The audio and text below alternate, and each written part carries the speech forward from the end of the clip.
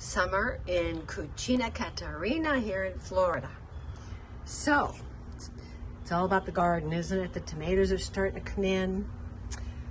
And of course the herbs are starting to come in, which we're very happy about.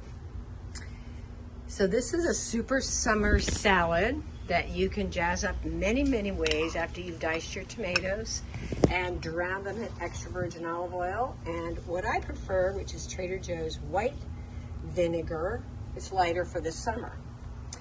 You can adapt this tomato salad to a more Tex-Mex flavoring with cumin, smoked paprika, coriander, and this is wild oregano in my garden. And of course the mangoes are coming in.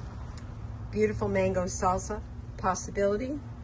Today I actually did it with little pieces of garlic chive, onion chive, the hair of the fennel, which happens to be my favorite vegetable, and of course at the last minute I'll throw in the fresh basil. So this is going to be an Italian bruschetta, and it is so good on a beautiful salad or a crusty piece of gluten-free bread.